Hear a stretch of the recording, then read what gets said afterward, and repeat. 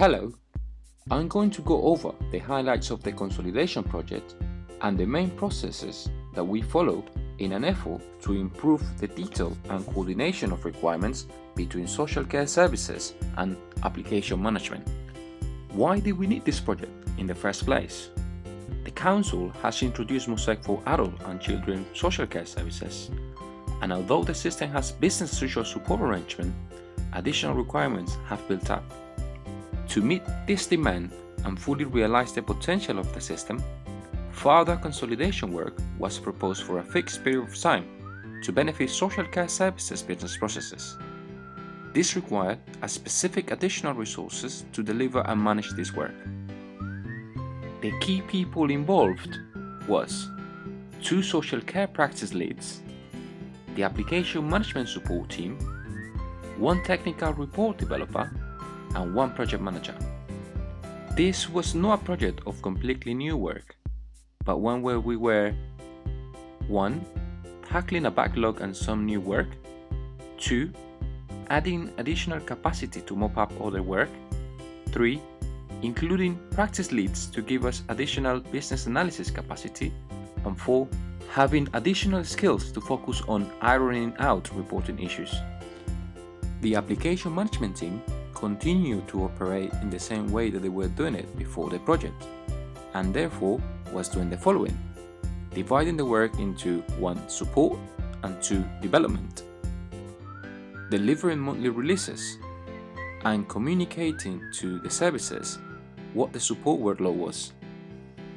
This was so important because the team continued to operate as normal, but everyone was involved in different pieces of work. This was so fundamental for a smooth and seamless exit after the project finished. With the appointment of the practice leads within the service areas, there was by definition more capacity within application management to undertake business analysis.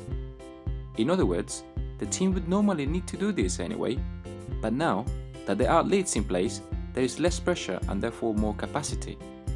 The process for delivering ongoing improvements, whether this was a new or an existing piece of work, needed to go through a series of steps in order to ensure that the work was fully embedded and supported. Number 1. Identification of the problem to be solved. Number 2. A solution design document. Number 3. A solution design document signed off. Number 4. Development. Number 5. Testing. Number 6. UAT. And number 7. CAP approval.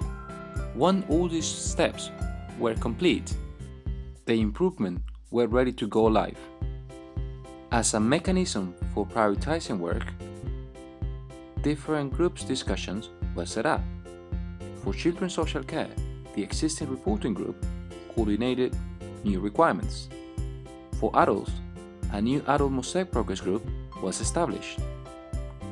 Practice leaders would then bring these priorities to the ODG group and work to ensure these were prioritized and delivered with ICT.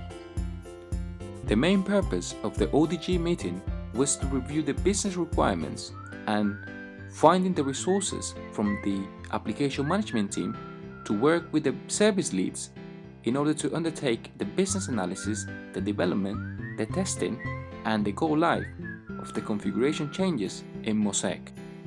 With the resources in place and a structure to follow, we were able to have control over the requirements, the priorities, and the delivery of the new improvements according to the plan.